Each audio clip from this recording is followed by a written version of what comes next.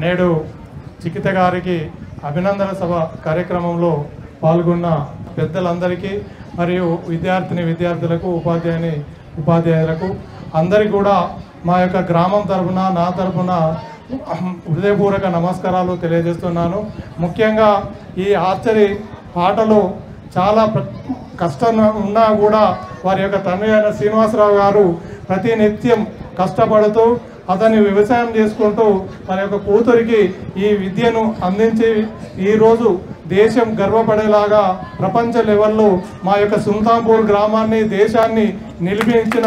చికిత గారికి మీ అందరి తరఫున మరియు రానున్న రోజులలో ముఖ్యంగా మేము మన అందరి ఆశీస్సులతో ఒలింపియాడ్లో మళ్ళీ కూడా వ్యక్తిగత కాంపౌండ్లో గోల్డ్ మెడల్ సాధించి మీ అందరికీ కూడా మనందరి ముందట మళ్ళీ ఇలాంటి కార్యక్రమాన్ని నిర్వహించుకోవాలని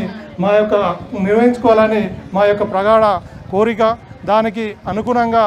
అనునిత్యం ప్రాక్టీస్ చేస్తూ రానున్న రోజుల్లో ఖచ్చితంగా మళ్ళీ కూడా గోల్డ్ మెడల్ సాధించి మనం దగ్గరికి వస్తున్నానని నేను మా అందరికీ దేవునికి మనందరి తరఫున దేవుడు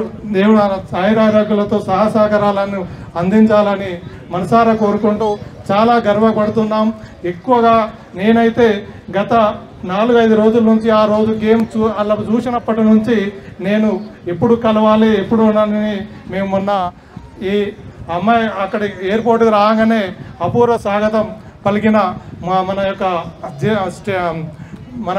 మినిస్టర్ శ్రీహరి గారికి మరియు మన ఎమ్మెల్యే విజయరమణారావు గారికి మా ఎమ్మెల్సీ బల్మూరి వెంకట్ గారికి అలాగే స్పోర్ట్స్ చైర్మన్ శివసేన రెడ్డి గారికి ముఖ్యంగా ఈ అమ్మాయి ఈరోజు ఇట్లా ఉన్నదంటే ముఖ్యంగా